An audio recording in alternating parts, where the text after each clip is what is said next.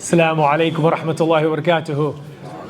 Alhamdulillahi rabbil alameen, salatu wa salam wa rasulillah wa ala alihi wa sahbihi ajma'in ma ba'd.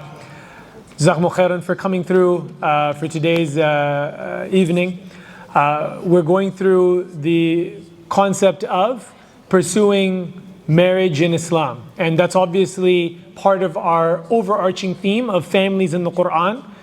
And we've discussed the parents, the child, parenting, families in general. And now we're talking about the bond of marriage itself. And in particular, how does one go about to actually find their soulmate? How does one find their partner? How does one find their wife? How does one find their husband? And so the theme is families in the Quran. And so as is our tradition, before reflecting on this concept, we actually want to go into the Quran and find an example that actually highlights and describes this journey. It's the title, I think, was put The Perilous Pursuit. Hopefully for some it's not perilous. At least maybe if you've come here, inshallah, then it will not be perilous from now on. What is the story that actually describes, it's the only story in the Quran that actually describes a positive, you can say a love story, you can say the story of a person finding their spouse, and Allah actually describes it in relative detail.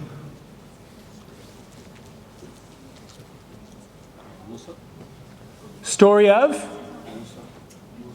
Musa alayhi salam. Yes, Musa alayhi salam and his would-be wife.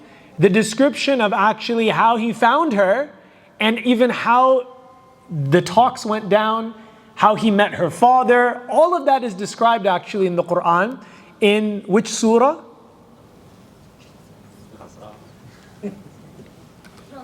Surah Al-Qasas. Very good, Surah Al-Qasas. Now, on the Faith Circle WhatsApp group, we've posted some notes for today's lecture, and it includes the ayat and all the other things that we're going to discuss as well. So if you want to pull out your phone and go on the WhatsApp group, you can download the notes there and you can follow along with the ayat. And if you've got a laptop, obviously you can put that onto your laptop, and there's some space there for you to put some notes as well.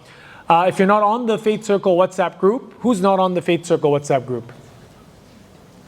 We have a few sisters here, inshallah. Yeah, Jazakumullah khairan. Sister Maryam will come through and add you on. That means all the brothers are on the WhatsApp group.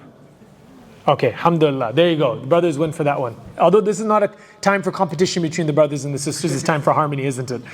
All right, Bismillah. Let's start with the story of Musa. So the way we're going to go, by the way, for today's class, I want to leave a lot of time as well for questions and answers. I'm sure there's going to be a lot of good, interesting, and maybe not so good questions. Who knows?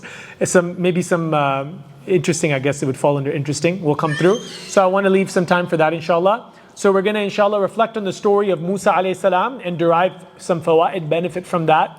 Then we're going to basically go through 3 questions. Number 1, when should I go and try and get married? When?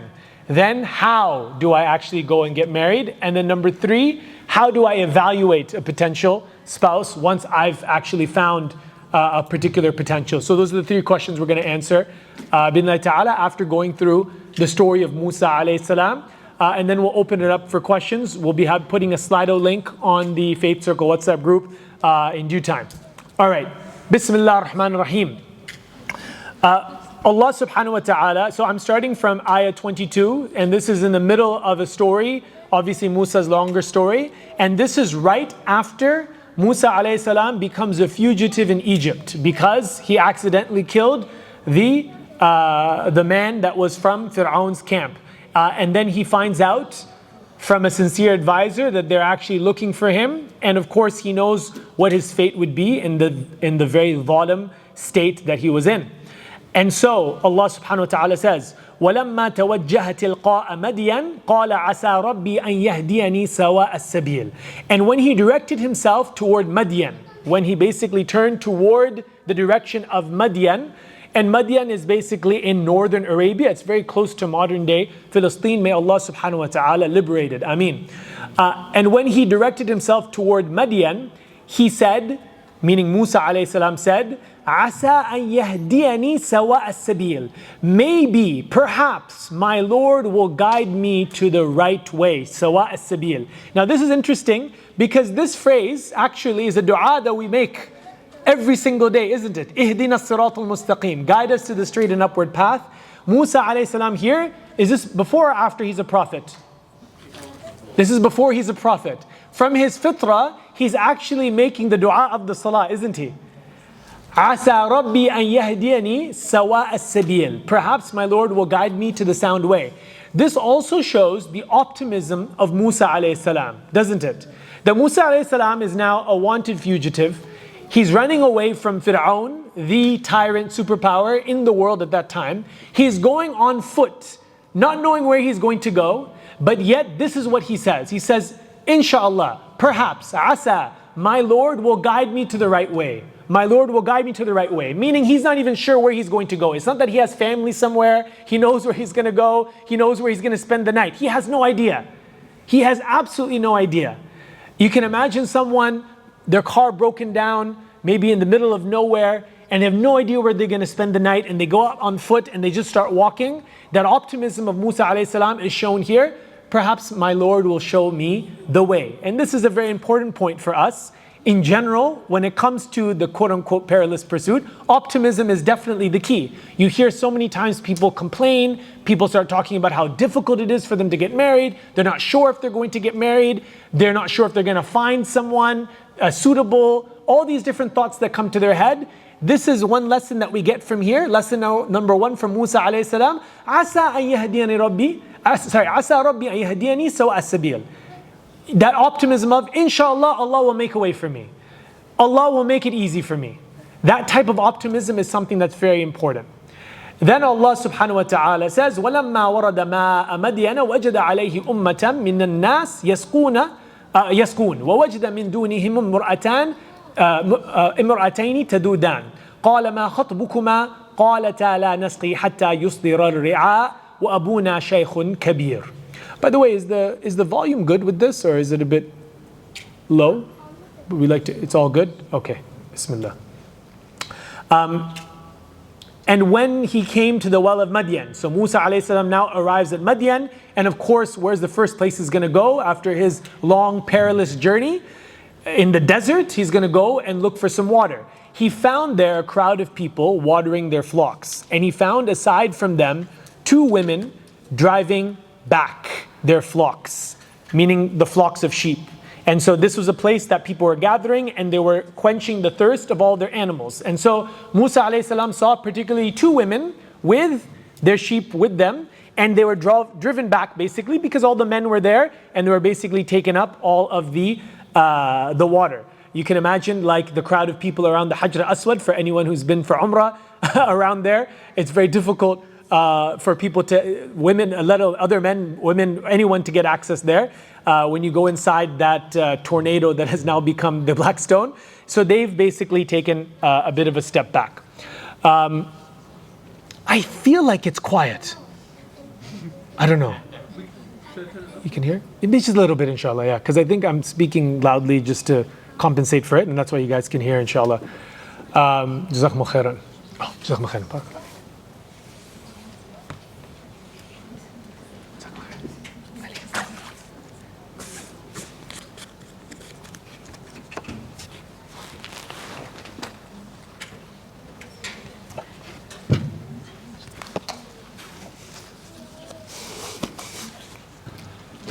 Okay, oh, Bismillah, perfect. Oh, is that too loud now? That's good? That's much better, huh? Okay. Is that all good? All right, Bismillah. So the women, these 2 women, they're driven back with their sheep. And so Musa alayhi salam sees this and he says, قَالَ مَا خَطْبُكُمَا? What's the problem? What's your circumstance? What's the issue with you right now? And they said, قَالَتَا لَا نَسْقِي حَتَّى يُصْدِرَ الرِّعَاء. We do not water until all the shepherds have basically dispatched their flocks. وَأَبُونَا شَيْخٌ كَبِيرٌ. And our father is an old man. So these are 2 women who are basically taking care of their father, and they're out and they're working to basically quench the thirst of the sheep. Now, this particular, and obviously one of these women is going to become, spoiler alert, the wife of Musa alayhi salam. Now, pause here. One of the benefits we get from this ayah is actually an example of permissible gender interaction for those who are not married. And in this case, Musa alayhi salam was not, interested at this point to even pursue marriage. He is just going there and he's seeing what's happening. And he says, "Khala ma khatbukuma." So these are two unmarried individuals, but this encounter gives us the principles of permissible gender interaction. Sometimes people will either go to one of two extremes, either the extreme of extreme laxity or the extreme strictness, more than we see with the companions of the Prophet ﷺ, or we even see in the Quran itself. So what are the principles we can derive from here for permissible gender interactions? There's a very nice rule that I think is very easy, and it's very generalizable, and it's basically 3 principles that a person should carry for every time they're interacting with the opposite gender that is not their family. It's PPL: purposeful, professional, and limited. These are the 3 different principles: purposeful, professional, and limited. So number 1, purposeful. You see this? Musa alayhi salam wasn't asking, "Kaif halak, how's your day, kaif sahrak," and just kind of going and shooting the breeze with these 2 women who are waiting outside with her. He says, "Khala ma khatbukuma."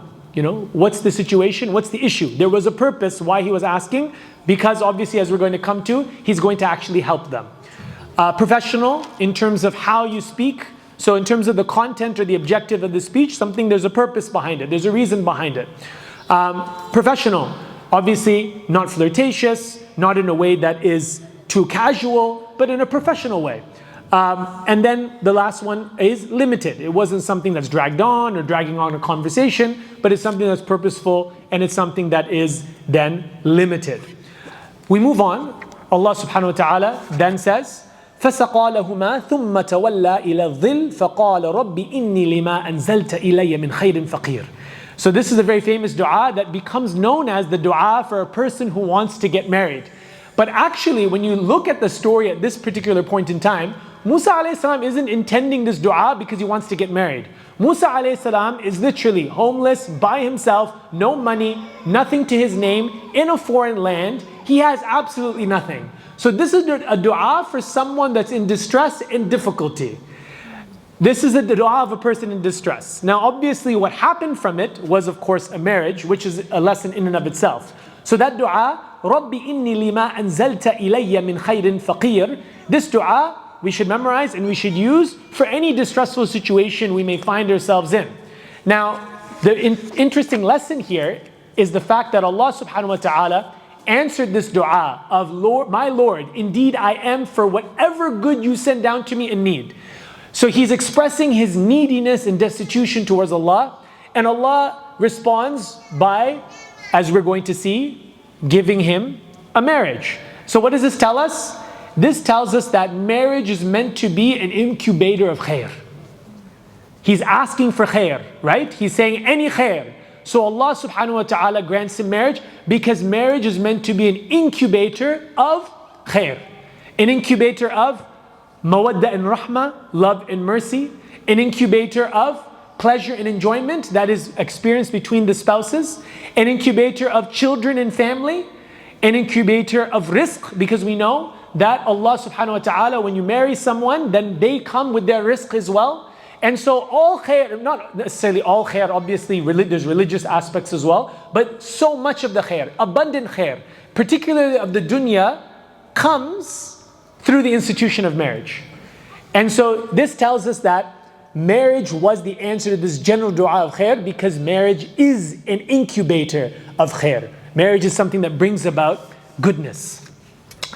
فَجَاءَتْ إِحْدَاهُمَا تَمْشِي عَلَى اسْتِحْيَاءٍ قالت إن أبي يدعوك ليجزيك أجر ما سقيت لنا فلما جاءه وقص عليه القصص قال لا تخف نجوت من القوم الظالمين. Then one of the 2 women came to him walking with shyness. She said, "Indeed, my father invites you that he may reward you for having watered for us." So when he came to him and related to him the story, he said, "Fear not, you have escaped from the wrongdoing people." Now, one point of benefit here is that the quality that was highlighted for the lady here, and some of the scholars say, obviously there's two of them, so some of the scholars say the one that went out to speak to Musa alayhi salam was the one that eventually became his wife, but Allah Ta'ala alam, and it's not important as obviously it's not specified in the Quran. But the quality that's specified here is what for the lady? Shyness, haya, istihya, haya. That is what is highlighted here. And this is a story of Musa alayhi salam finding his spouse. And this is the one quality that's attributed to the lady here. So what does this tell us? This tells us that when it comes to looking for a spouse, particularly for the men, looking for women, the quality highlighted in the Quran is actually haya. Now, notice that this woman that is described as being shy and modest is a woman that goes out and tends to the sheep, that goes out to the public places and actually goes and quenches the thirst. It's not a person that's locked away somewhere or put away separate and not seen by people, and then they're described as having haya. But rather it's the opposite. If you look at this woman in the Quran, this is a woman that's actually in the public sphere. And this is a woman as well that's interacted with Musa alayhi salam, spoken to him on now 2 occasions. And so this is haya. The point that I want to emphasize here is that haya isn't necessarily about being hidden from society. Sometimes men have this idea that haya and a woman is a woman that nobody has ever seen except for her father. And this is a person that never leaves the house, and etc., etc. That is the haya. Then that's haya. And if a person goes out or is public in any particular way, it means they're not having haya. That's not the case. The quality of haya. That's not the case. That this is not a disqualifier of modesty that a person presents themselves in public. Haya is about how they present themselves in public. That is the key. Are they people who flaunt their beauty, people who act flirtatiously, people who act in a very crass manner, people who act in a very undignified way? This is what the whole genre of haya is about. Haya, the quality of it, it's actually linguistically related to the Arabic word haya, which is life. So haya, from haya, which is life, because haya is a dignified life, and haya is the source of the life of the heart. Now, what is haya? Haya is a spiritual quality. The ulama, they say haya is essentially an awareness that Allah subhanahu wa ta'ala is watching you in every circumstance, so you act in a shy manner before your Lord. And so haya has levels. There's haya obviously with an awareness that other people are looking at you, so you act in a dignified way. But the highest level is that spiritual level where that haya is that awareness that Allah is always watching you even when you're in private. And so you are shy before Allah subhanahu wa ta'ala. The quality is basically a quality where a person has a sense of self-dignity. They have a dignity of themselves that they won't act in a certain way when people are around, for example. Like they see in public, they're not going to laugh hysterically with their mouth open because they have some shyness and haya. And this applies for men and for women as well. The Prophet ﷺ was described as being as shy as an unmarried woman in the innermost chambers of her home. And so the shyness of being aware of other people watching and their perception of you, it's not about caring it's not about wanting to please people. It's not people pleasing. But it's this idea of you have a sense of dignity and karam, and so if people are here, you act with decorum. You act with dignity. You don't act in a way that's going to compromise your nobility or a person that you're going to act in a way that's undignified. And in our culture, in Western culture, when I say our culture, I'm meaning Western culture, this is not necessarily something that is praised or valued. The idea of stripping down decorum and not acting in a very kind of noble way is something that you see emphasized and actually encouraged with people. That there is that casualness that is kind of encouraged now at all levels. But haya is this idea of acting in a dignified way because of a recognition of Allah subhanahu wa ta'ala watching you. And so you act in a way in accordance with that. And the next ayah, قالت إحداهما يا أبت استأجره إن خير من استأجرت القوي الأمين. One of the women said, "O my father, hire him. Indeed, the best one you can hire is the strong and the trustworthy." So the previous ayah, Allah highlighted a quality for the woman. Here, Allah is highlighting two qualities for the man. And so what does this tell us? These are two qualities that for the sisters that they should be looking for in a potential spouse. What are the qualities that are mentioned here? Quwwa or qawi, which means strong or strength, and ameen, which is trustworthy. Now when we talk about quwwa here, it's not necessarily physical strength, although that was the case for Musa alayhi salam. Quwwa here we can extend to understand when we talk about the quality in the context of marriage. Quwwa here is about the capacity to bring benefit and to ward off harm. It's the capacity and competence to basically be able to bring benefit in this world and to ward off harm. It's capacity and competency to be able to earn an income halal, for example, to be able to provide, to be able to protect, all these sorts of things. This is under qawi. We can call it competence or capacity. The second one is ameen, which is trustworthiness. So it's not just enough that this person is able to make money, or this person is able to protect, or this person has the resources, but they also have to be ameen. They have to be someone that's morally upright as well. Interestingly, when you look at the literature, there's a lot of literature in regards to studying preferences for long-term relationships, and obviously in the West they have a concept of short-term and long-term. We don't have that concept, it's only long-term here. But for them they make a distinction, and it's very interesting actually, because when you look at the literature you start to realize that sometimes, you know, what people are looking for short-term relationships, less committed, is not what they're looking for long-term relationships. And sometimes both men and women can be focused on things that may be okay in the short term, but not necessarily in the long term. But one of the main things that studies show in regards to long-term relationships and what women preference for are cooperation and socioeconomic status. And these two correlate actually to qawi al-amin. Socioeconomic status is qawi and cooperation is amin. And so that's very interesting that you see that this is actually the two main qualities that women preference when it comes to long-term relationships. And cooperation, we're going to come to this later on inshallah in that particular section.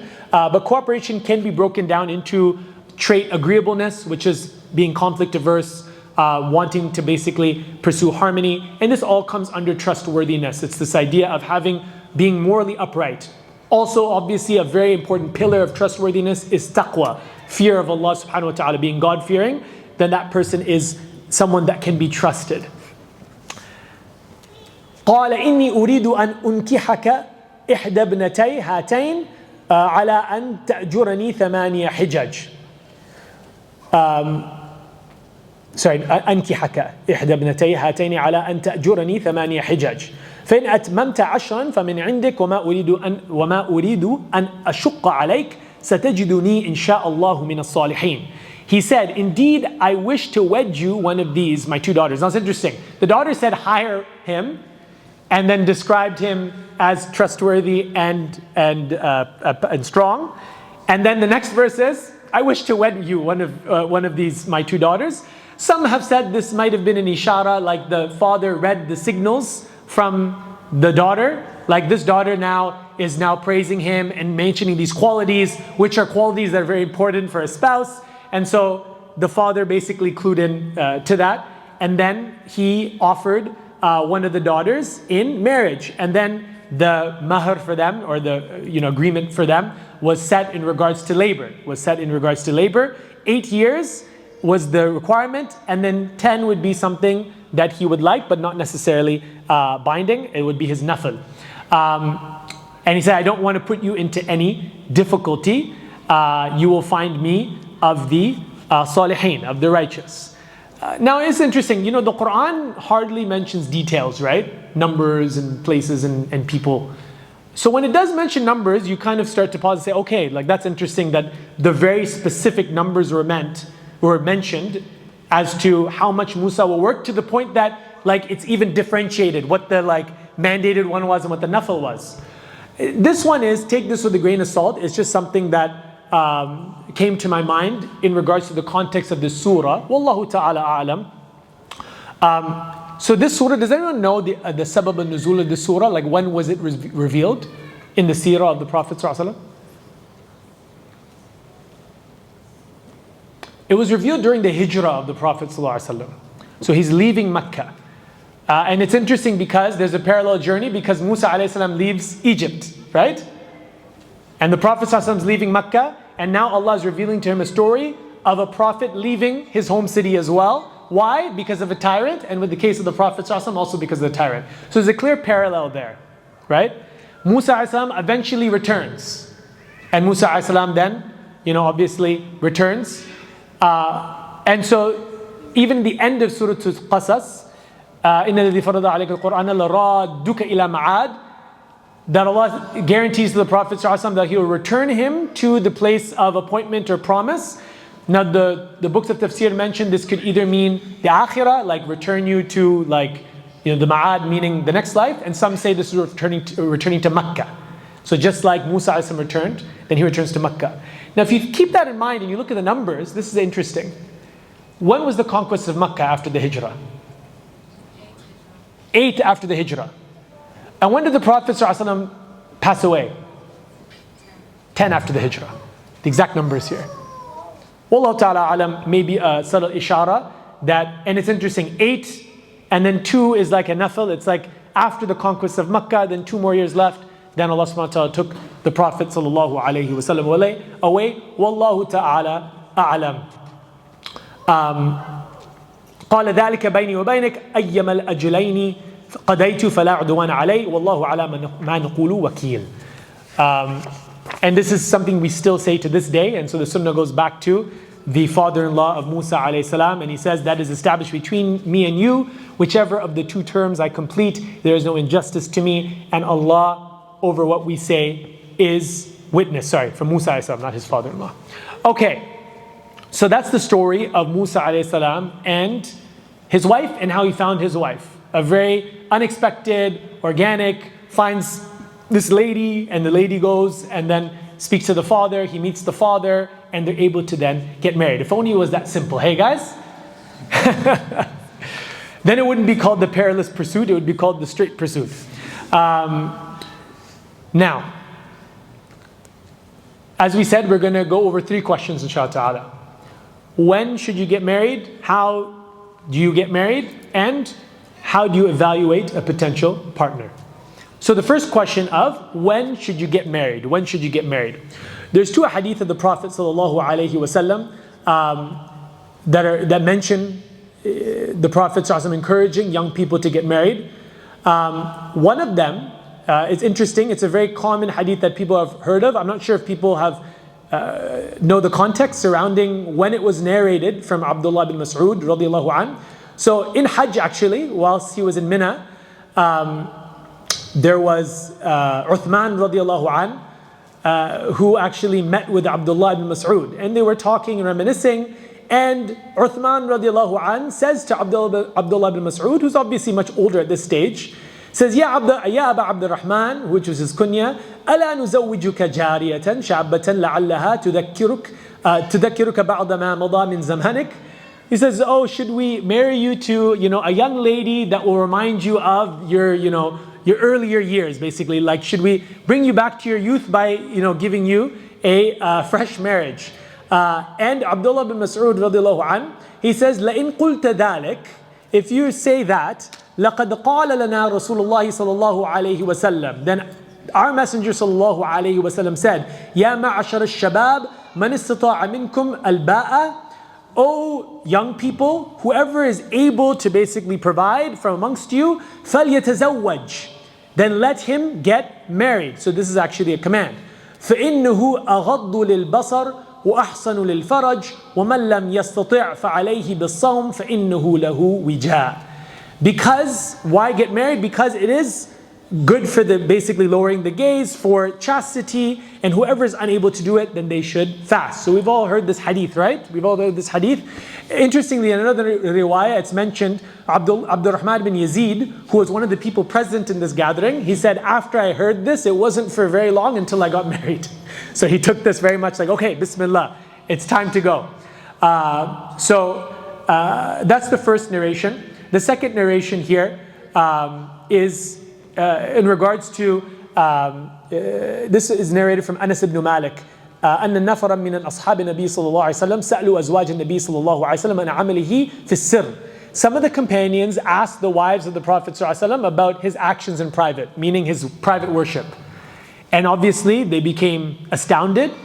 And so some of them, فَقَالَ بَعْضُهُمْ لَا أَتَزَوَّجُ النِّسَاء. Like, I cannot have any time for women, I have to just focus on worship completely. وَقَالَ بَعْضُهُمْ لَا أَكَلُ اللَّحَمْ. I'm not going to eat any meat. وَقَالَ بَعْضُهُمْ لَا أَنَامُ عَلَى فِرَاشٍ. I'm not even going to ever sleep on a bed. So they all basically went into panic mode. And they said, if that is the Prophet ﷺ, who is, has usma, who basically is ma'soom, whose any mistakes is forgiven already, and he's worshipping at that level, then what about us, basically? So then the Prophet ﷺ said, مَا بَالَ أَقْوَامٍ قَالُوا كَذَا وَكَذَا. So what's wrong with the people who are saying all this stuff? أُصَلِّي وَأَنَامْ. I pray and I sleep. وَأَصُومُ وَأَفْطَرُ. I fast and I break my fast. وَأَتَزَوَّجُ النِّسَاء فَمَنْ رَغِبَ عَنْ سُنَّتِي فَلَيْسَ مِنِّي. So that's where this narration comes from that we all heard of as well. That the nikah is from my sunnah, marriage is from my sunnah, and whoever, I guess, leaves away or leaves off, my sunnah is not from amongst me. So this is in the context of being moderate and also living life as it is meant to be lived. Living life as it is meant to be lived. And this hadith is there as well. So based on these ahadith, the scholars and those who took the waraqat class, they know that the job of the faqih is to take these nusus and then to derive rulings, right, from it. And so I have a table there that's there on your in your notes that basically go into the ruling of nikah itself. Like, what is the ruling of marriage? Is it an obligation upon people? Is it mustahab? Is it just permissible? Is it makruh? Is it haram? I think obviously it's a haram. Actually, the scholars in the madahib, they assigned all 5 legal values to marriage based on circumstance. That in some circumstances, it's an obligation, meaning you're sinful if you don't. In some circumstances, it's haram, meaning it's a sin if you do. In some circumstances, it's permissible. In some circumstances, it is mustahab, preferable. And so I'm not going to go into too much detail in regards to the table. You can see the table there. There's some footnotes that are there as well for those who are very interested. But just to guide you through this table, and the reason why we're going through this is to answer that question of when should you get married. Because the factors that the ulama mention give us an idea of when I should start prioritizing marriage. So we'll start with the wajib column. The wajib column. When is it an obligation to get married? So all of the madahib will mention a particular scenario where it is wajib for them to get married. All of them will mention a person who fears falling into zina. A person who fears falling into zina. But there's multiple other ones. So the Malikis say, fears falling into zina, they're unable to fast. What does that mean? Either unable to physically, or the fasting is not preventing their desire. And number 3, they have the sufficient means for halal income for mahr and nafaqa. That third one is some of the Malikis mention as a condition, others don't. The Hanafis say, they actually make a distinction between a person who fears falling into zina and a person who is certain they're going to fall into zina. And in both scenarios, it's either fard or wajib, and that's just a technical point for them. And then again, unable to fast and also having the ability to provide mahr and nafaqa from halal income.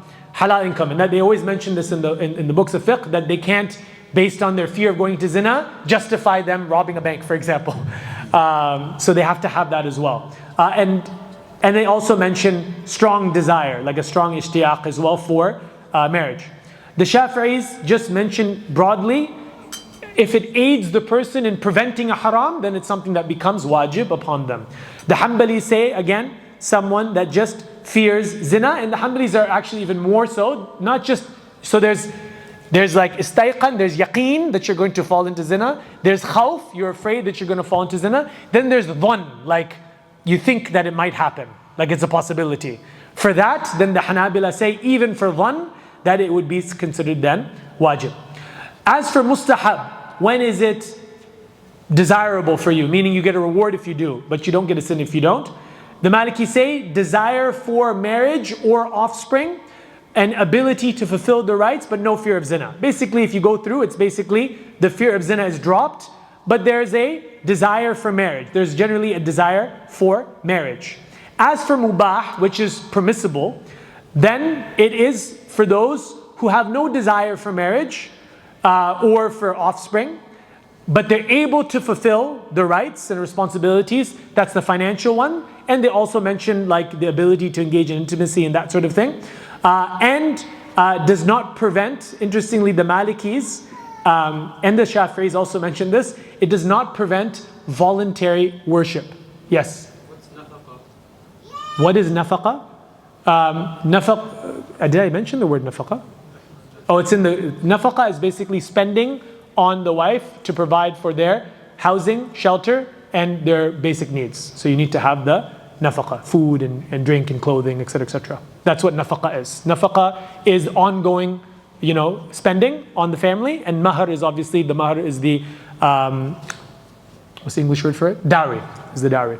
So going back to mubah, so they actually, the Malikis, the Shafi'is, they say, if the person has no desire for it, they're able to do it, but they are, the Shafi'is make this distinction between muta'abbad and ghair muta'abbad. Someone who's like accustomed to worship constantly, but they have no desire for marriage, but they're able to get married. They actually say it would be better for them to just stay unmarried and continue their worship.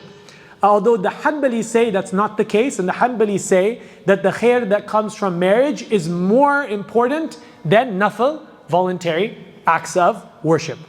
As for makruh, when is it disliked? It is disliked when a person is, so as I said, for the Malikis and for the Shafi'is, if it prevents them from voluntary worship, then it would be considered makruh. But other reasons that are given by the Ahnaf, fear of haram income, so you're afraid that you're not going to be able to be providing, properly. Not that you're certain, like you have no money, but you're afraid, I'm not going to be able to. So then it becomes makruh, like you don't have as certain in terms of your income. By the way, for the Hanabila, it's interesting. When it comes to when it's wajib, if you notice, they only mention fear zina. They don't actually mention the ability to fulfill the rights of marriage. They actually say, if you fear zina or falling into sin, then you get married and you trust in Allah that Allah will give you the risk to be able to provide afterwards. So the tawakkul is basically the other criterion there. Going back to makruh, so as we mentioned earlier, it's mostly about the fear to unable to fulfill rights. Then that's when it becomes makruh. When it becomes haram is when a person is unable to basically fulfill the rights. The Malikis make a condition here, unless the woman consents. They're aware this person's poor, and they're aware even, they're not able to engage in intimacy. If they're aware and consent and happy, then the Malikis will say that this is not haram. The Hanbalis say harm to spouse in general.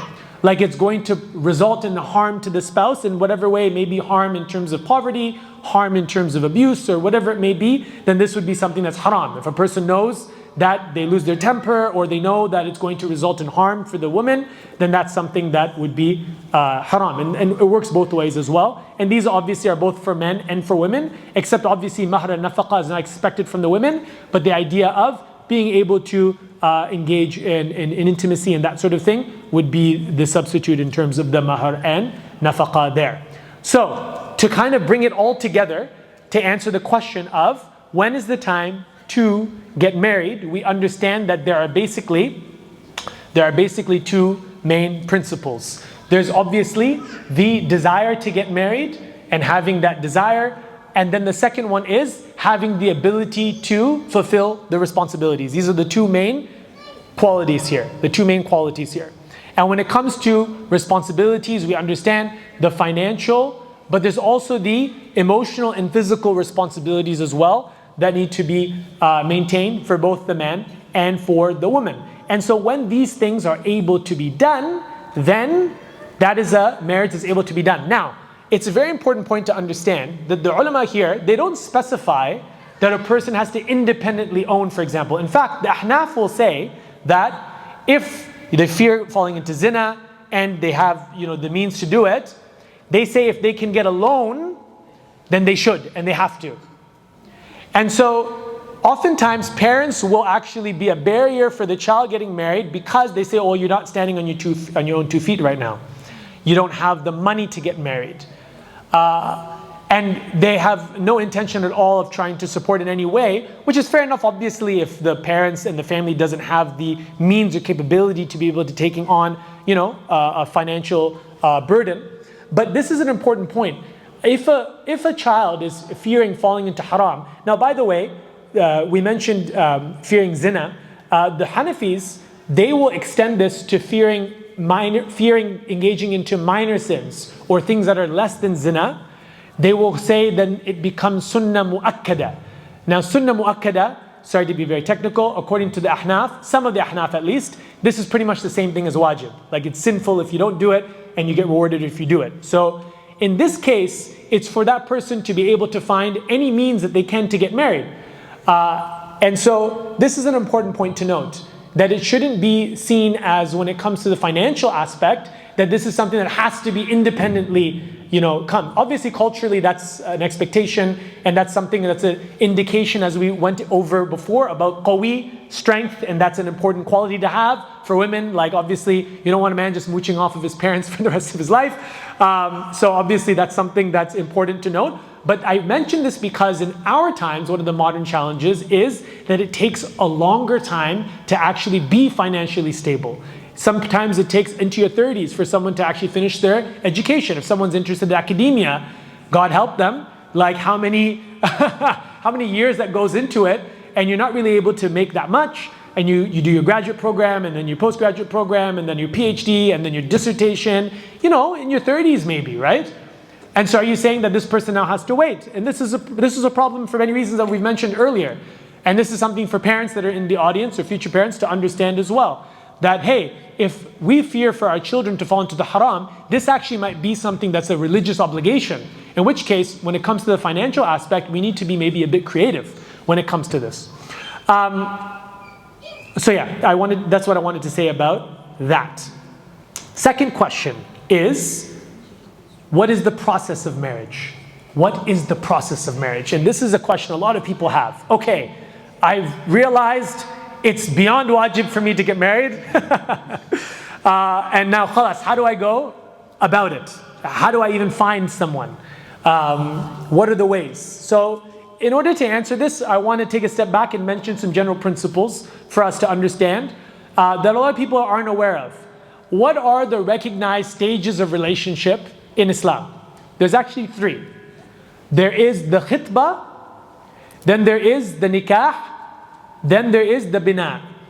These are the 3 stages of a relationship with the opposite gender in a halal way. So the first one is the khitbah.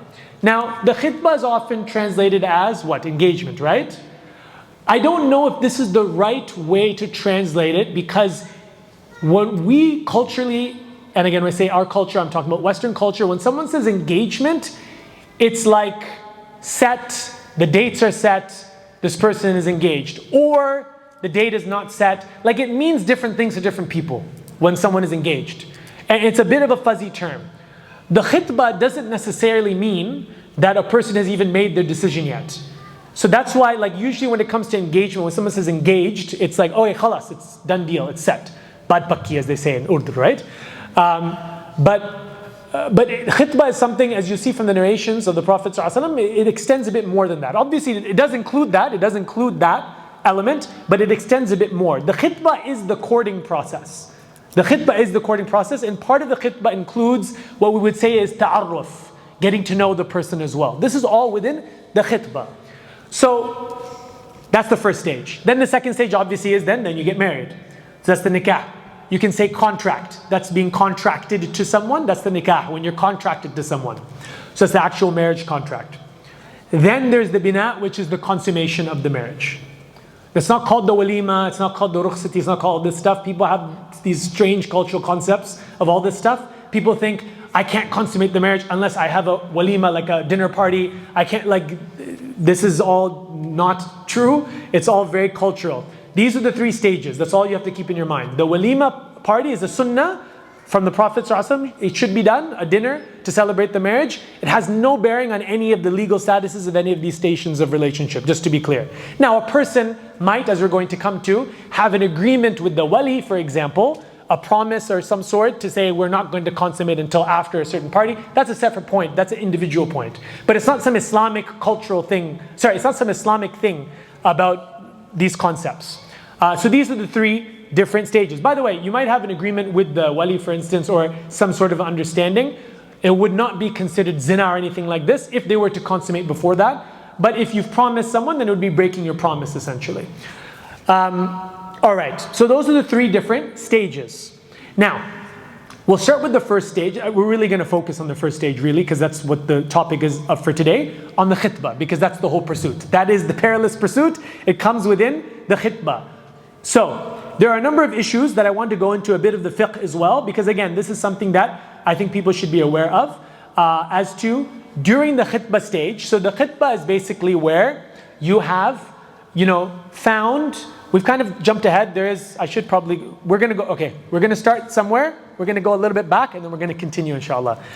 So you've already found someone in this stage and now you're considering this person. So now the general khitbah has kind of started here. Like you're really seriously considering to marry this particular person. So here's a hadith from the Prophet sallallahu alaihi wasallam. عن أبي هريرة قال كنت عند why am I looking at my phone?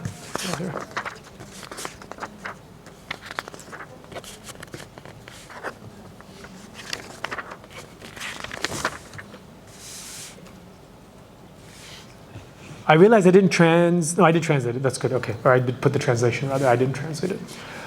عن أبي هريرة قال كنت عند النبي صلى الله عليه وسلم فأتاه رجل فأخبره أنه تزوج امرأة من الأنصار.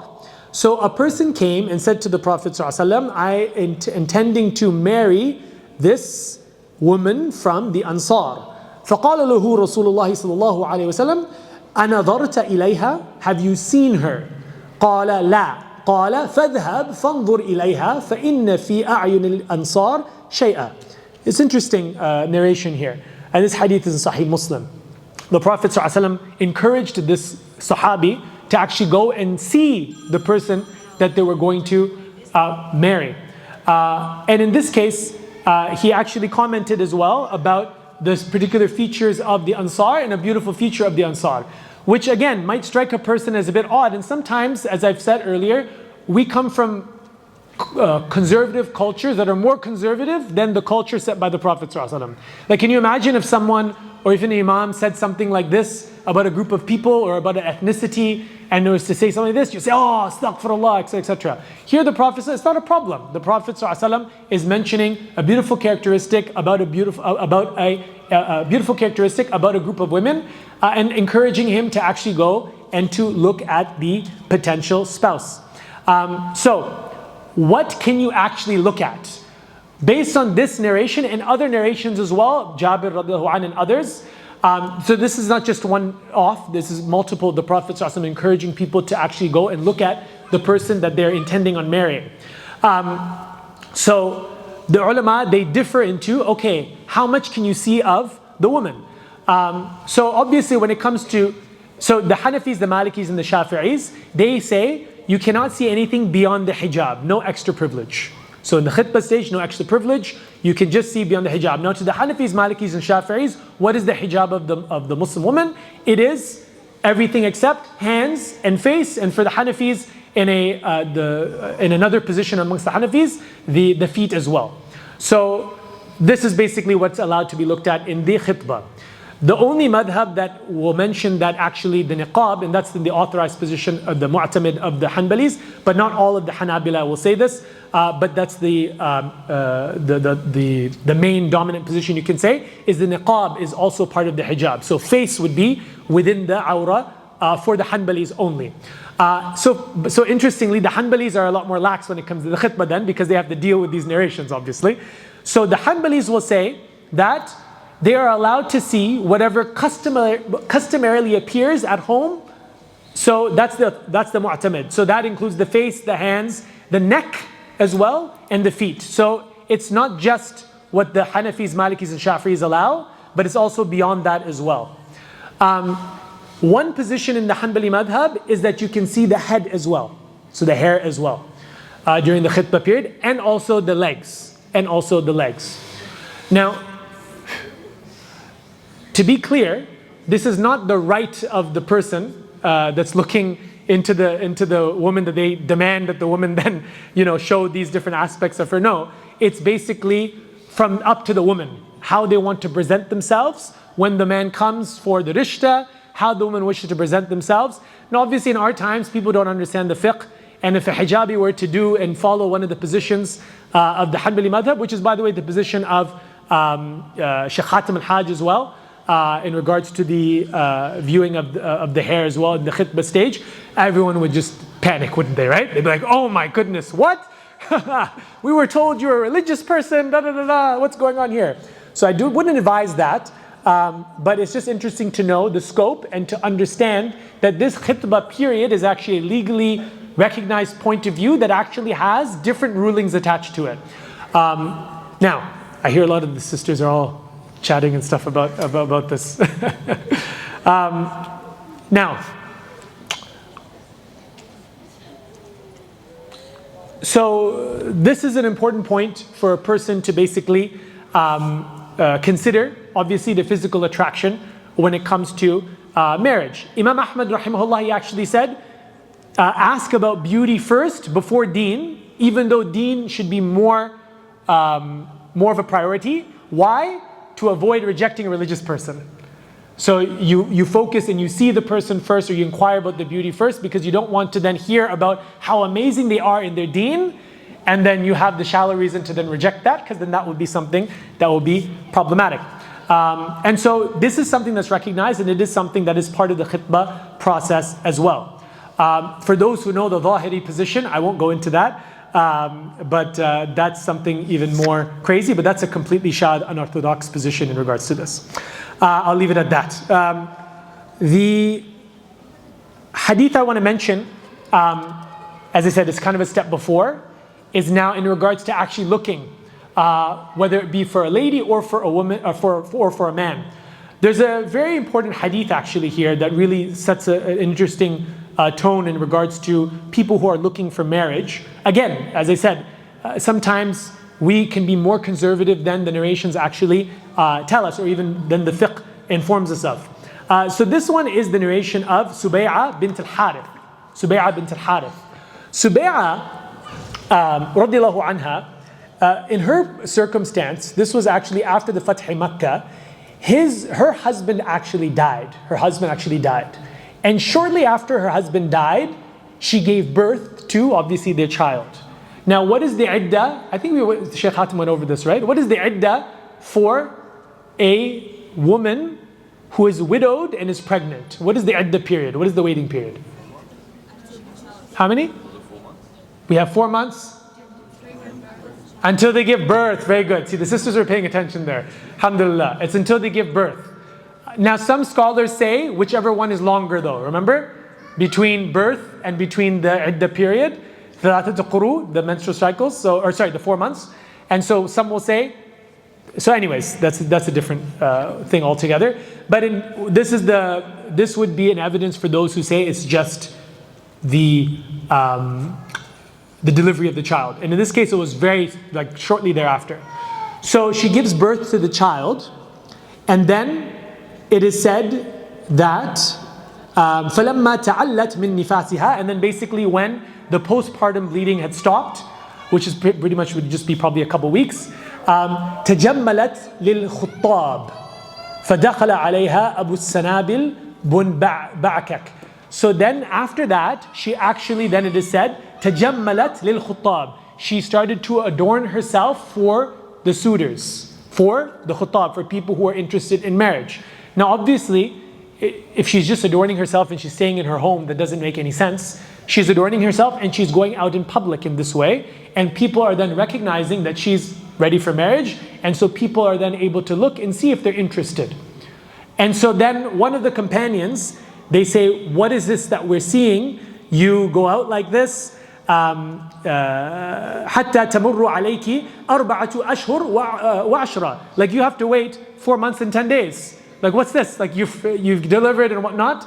And قالت سبيعة فلما قال لي ذلك جمعت علي ثيابي حين أمسيت فأتيت رسول الله صلى الله عليه وسلم. So when I heard this, I went to the Prophet صلى الله عليه وسلم that evening. And she basically asked him about it. فسألته عن ذلك فأثقاني بأني قد حللت حين وضعت حملي. So he explained to me that when I gave birth, then my iddah is basically over. وأمرني بالتزوج إن بدالي. Like, and he said, you can get married if you wish. Like if that's something that you want to do, then yeah, go ahead and get married. As you can see, nobody here criticized her for adorning herself, for going out in public. The issue here was about whether her iddah had expired or not. And so from this we can understand then the idea of, sometimes people might think if you're a practicing person that you shouldn't do this, it's not from haya, etc., etc. But the idea of going to conferences, going to Islamic gatherings, public places, looking nice and dressing up nice for the purpose of this, like not just as I'm looking nice because Allah, inna Allah yuhibbul jameel, and like this is a spiritual thing, like no, like actually I'm interested in getting married, and if somebody sees me, then it's something that I would want someone to inquire about me. And so obviously as well, this is maintaining hijab, obviously. This is maintaining hijab. And so going to public places and looking nice is not something that's a bad idea. If it's for a noble purpose, like marriage. Obviously, if it's to have a boyfriend or to just chit chat and that sort of thing, that's a different story. And she's allowed to propose to a man, and this is something that we understand as well. If a woman wishes to actually propose directly to a man, obviously the wali is needed for the contract to be taken to effect. But if the woman wants to actually, start the khitbah process, you can say, then that's something that the woman can certainly do. She can walk and propose if she's interested. It's certainly not customary, and it certainly wasn't customary back then, and certainly not customary in any of the cultures, but it's something that's certainly permissible. Now, this is in regards to looking. So this is what we discussed up to this point is about looking. But there's also an important process of the khitbah that's important to also not rush into like marriage right after, is the whole process of ta'arruf, is getting to know the person, is getting to be able to kind of have conversations. Because in the khitbah, you can, there's different things that are afforded. We already talked about the rukhsas in regards to actual hijab when it comes to khitbah. So when you're actually meeting with them, what they're able to show and whatnot when you go to their house and that sort of thing. But also things like going to public places, being not in seclusion of eyesight, but seclusion of hearing. So you can go to a public place and, meet in home, go into a room, keep the door open, that sort of thing, to make sure that you're compatible, to make sure interests are aligned, to make sure that, this is a person that you can get along with. During this phase, this is the ta'arruf phase where you need to see if you're emotionally compatible. You might be physically compatible, but not emotionally. This is a phase that sometimes, particularly conservative religious people, completely skip. Sometimes they'll wear it with a badge of honor and say, I didn't even see my wife until, the first day we got married, or 3 days until after we got married. I didn't even see my wife, and I didn't even know her name. I didn't know what she looked like. I didn't know her shape, her size, or anything, or color. And or sometimes parents will say, oh, what's the big deal? I didn't know your mother at all before we got married, and make this whole thing, which is, as I said, fine culturally. But again, look at the sunnah of the Prophet ﷺ. Look at our fiqh. Look at us as Muslims. That's actually not the case. There's actually a lot more leeway here. There's a lot more interest in ensuring there's compatibility to ensure marital harmony. Because what they don't tell you with the parent generation is that, yes, all that did happen, and for many people, they ended up in loveless marriages. They ended up in marital discord. They ended up in situations where they weren't happy. And that's not what Islam or the Sharia wants. The Sharia wants you to be happy in your marriage. The Sharia wants there to be mawadda and rahmah in your marriage. The Sharia wants there to be ma'ruf in your marriage. That is why this process is meant to be respected. That is why this process is meant to be respected, and there's meant to be some thought put into it. And so that also things like divorce are completely avoided as well. All right. Now, the last question that we have is, how do you evaluate your potential spouse? Now, while I get to this and start to mention this, because I think this is where a lot of the questions will also come in, if we can throw in the Q&A into the Slido. Is it already been put in? Okay, perfect. It's all in there. So you guys can start filling it up with some questions, inshallah. But I'm just going to go through some of these briefly, just in the interest of time, but I'll get through, inshallah, the content. How do you evaluate potentials? Firstly, to evaluate, you need to know the yardstick that you're evaluating for, right? Like, what are the things that you're looking for, essentially? So I basically put 3 important qualities for men, 3 important qualities for women. These are not the only qualities. These are like the, you can say, the wajibat, or you can say like, these are the essential. These are the shurut. These are like the conditions. So for the men, God-fearing, so taqwa. Number 2, agreeableness / flexibility. Sorry, this wouldn't be necessarily I shouldn't say prerequisite. I should say these are just important. Just say these are important. Flexibility, and number 3 is competence and capability. So that's the qawi and amin, basically. Qawi, amin, and taqwa, basically, for the man. For the woman, taqwa, God-fearing. Physical attractiveness, because that's something that's more for the man, obviously. Because a man should not marry someone that they're not attracted to. It's not fair to the woman. The woman should have a partner that finds them attractive. And modesty. So these are the qualities that men should be looking for in women. As I said, these are base qualities. These are not an exhaustive list by any stretch. These are the ones that are mentioned in the Quran. And these are the ones that are mentioned in the Sunnah in regards to beauty. The Prophet ﷺ made sure that the companions were physically attracted to who they were marrying. That's why he told that man from the Ansar, go look at that woman. That's why he told Jabir Abdullah, go see her. And so that's something comes from the Quran, which is the istihya, the description of Musa a.s. wife, and then from the Sunnah. And then taqwa, where do we get taqwa from? In all the khutbatul nikah, Ya ayyuhalladhina amanu taqullah. That's the first thing that they're commanded to, is taqwa. Having God-fearing, being God-fearing. Now, then there are qualities specific to you that I cannot give a general, these are the things that you need to look for. No. There's no cookie cutter husband, there's no cookie cutter wife, right? They're not cookies, they're human beings. And so they're going to be specific to you. In general, the number 1 predictor of longevity in marriage is actually similarity. So people have this concept of like opposites attract. Actually, from the research, birds of a feather flock together. And so similarity is the higher predictor when it comes to marital longevity. And so when it comes to qualities, you want to look for qualities that are similar to you. You're outgoing and extroverted, then you should look for an outgoing and extroverted husband. Now that's not a necessity, that's why it's not in the importance category, but it's something to keep in mind. Something to keep in mind. Like you wouldn't write someone off because you're an extrovert and they're not an introvert. But it's an understanding that this might actually create conflict. Because when you have dissimilarities, it often will create conflicts down the road. So looking for personalities and temperaments that are similar to you. So understanding yourself is a very important step into then understanding what you're looking for in your spouse. Taking things like personality tests, thinking about yourself, and then thinking, well, I guess that should be the spouse as well. If I'm a sporty person, I should look for a spouse that's also sporty as well. If I'm a person who loves to read and loves knowledge, and I should try to find someone that also likes similar things. Again, it's not 100%, but it's something that is important to keep in mind. Now, we're talking about yellow flags. Yellow flags. What are the yellow flags? So there's yellow flags and there's red flags. Yellow flags are like amber, proceed with caution. And then red flags are like, do not proceed at all, right? Stop. So yellow flags, stubbornness and rigidity. So that's the difference with the flexibility. Because marriage is something that requires flexibility, requires a person who's able to self-introspect, to realize where they're wrong, to adjust accordingly. A person who is unable to do this and is not flexible and is stubborn, that is a yellow flag. That creates conflict, right? If you imagine marriage as a rope, one person has one side and the other person has the other side. If both are constantly pulling, then there's going to always be tension. What do you need? At least one person to do? Let go of the rope. Emotional, that's the first one, stubbornness. The second one is emotional immaturity or emotional instability or emotional insensitivity. All those three things: immaturity, instability, or insensitivity.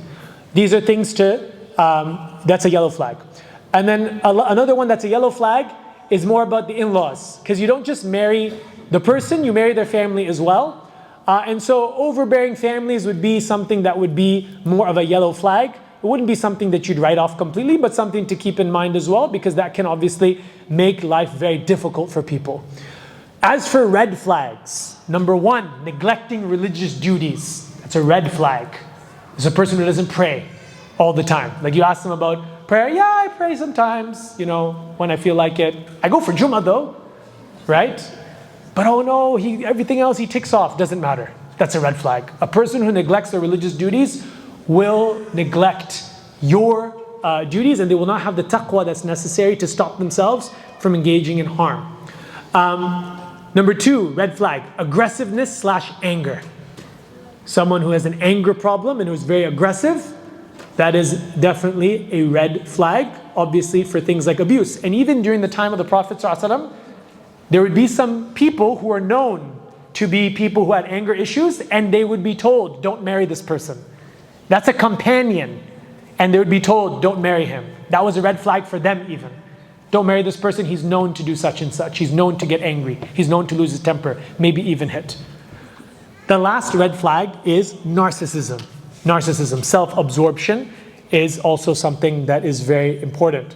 Now, narcissism is one of those buzzwords that gets thrown around very easily. Everyone's a narcissist, and everyone is married to a narcissist, and everyone has narcissist parents, and everyone has narcissist siblings, and everyone has narcissist employers, and everyone has narcissist friends. Like, that's an indication you are the narcissist. Everyone else is normal. So yeah, be aware of that concept, narcissist syndrome. When you're so obsessed with everybody else being a narcissist, it's probably an indication that you are the actual narcissist in the relationship. Now, I want to go into a little bit of some signs to look at whilst you're evaluating. So these are the qualities you're looking for. These are the anti-qualities you don't want to see. So now we want to say, okay, what are the signs? Like, how do I know that this person is aggressive or angry? How do I know that this person is religious? How do I know that this person is immature? So in terms of religious aptitude, signs are company, their friends. Who do they spend time with? That will give you an indication of their religious aptitude. Number two, their involvement in learning Islam. Are they someone that's interested in it doesn't have to be very in-depth. Do they listen to lectures? Do they attend weekly classes? Do they go to the masjid? So that's number two, learning. Number three, do they regularly attend kind of religious gatherings, the masjid, or religious events, or whatever it may be? Those are the three kind of things to look at in terms of signs for religious aptitude. In terms of emotional maturity, some things to look out for as you're interacting with them or you get to know about them. Do they hold grudges? Like when they speak to you, like they might be speaking to you for marriage, and like all they're talking about is like how they hate everybody, and like how much problems that they have with their parents, with their brothers, with their sisters, with this person, with that person, how they got upset at the person on the road on the way to see you. Like, do they hold grudges? Constantly fighting with people, cutting other people off, bad relationships with family. This is a sign of emotional instability. Emotional instability, that they are conflict, prone. A second sign is doesn't offer empathy when informed of the difficulties of others. That could be your own, like you share something and it's just like, oh, okay, and then moves on to the next topic, or you're told. That person is told of another situation, like, oh man, this situation that happened here with this particular person, maybe a person that's poor or in need, or something that's happening in war, whatever it may be, and then no empathy, either changes the subject or makes a very insensitive comment. Like sometimes, subhanAllah, you'll mention something that's happening overseas, and then a person will just be like, show no remorse or care about the people who are actually suffering, and it just becomes this political conspiracy. So that's emotional insensitivity. Like they have no capacity for empathy. That they just took all of that information and they didn't care about the actual people and the humanity behind it, and they just focused on some random conspiracy. Another sign is inability to handle stress. So how do you gauge this? When things are stressful, do they shut down? Or do they resort to aggressiveness? Like if there's something that may be a little bit of a difficulty, of whatever it may be, what is their response to that? It could be something like even planning events or like planning a family get-together, and you notice they just get stressed out and then they just shut down and then they don't respond in like 3 days. They say, I'm so sorry, I just was really stressed out about this family meeting, and so that's a sign of emotional immaturity, that they're unable to handle stress and they shut down when there's adversity there. Constant pessimism is a sign. If you're having a conversation with them and they're just negative about everything, like about their life, about your life, about the world, it's just always pessimistic. That's a sign of emotional, you can say instability, neuroticism, you can say, right? Inappropriate jokes, like, saying things about you, maybe insulting you, or saying things that, maybe trying to put you down or something like this, that just doesn't fit with the context at all. Again, a sign of emotional immaturity. So those are signs in regards to emotional instability, insensitivity, and immaturity. Narcissism, there's a lot of signs, but I'm wary of time. But again, it's the idea of a person who dominates a conversation, makes it about them, will turn everything and flip it around to be about them. Very sensitive to criticism, has a strong need for admiration and validation. Like the person that you speak to them and their whole life story in that first 30 seconds you've met them. All their accomplishments, what they've done, what they've studied, what they're working with, what they're working on, all that stuff, right? People who are narcissistic have very superficial charm, and they often flatter people. So like, don't think like, oh, just because they're saying nice things about me, like that's flattery. But there's no depth to it. It's just open flattery. They belittle the success of other people. If the success of another person is mentioned to them, they kind of put it aside. They don't really seem very happy for that other person. Very fragile relationships in general. These are the general things when it comes to narcissism. I'll just say as well when it comes to competency, so that's the issue of how do you gauge for a woman if the man is competent. Things like education level, job stability, these are general things when it comes to competency. And you can also tell kind of from the I guess you can say from the way they conduct themselves. Are they confident? Do they seem, forthright? Or do they seem very unsure of themselves? Do they seem a bit low self-esteem, etc., etc.? Alrighty. With that, we will conclude. And so, just to mention as well, so that was all khitbah. Then you have nikah, which is the nikah contract. We're not going to go into the fiqh of that. And that's where basically you become legally married to the person. And some people will delay the consummation, the bana. And they'll have this as another period of people getting to know each other. You see this in Arab culture happen a lot. They'll do the kitab, and then they will have the actual consummation much later, maybe a year. And they'll call that kitab actually engagement. They say, I'm engaged. Even though they're actually married, like legally hukman married, they will say, oh, we're engaged. Why? Again, to be able to really get to know the person before you actually then consummate and then start family. So that if there's still any issues, then they can get out and the stigma will not be as much there. And so, with that, Bin Ta'ala will open it up for questions.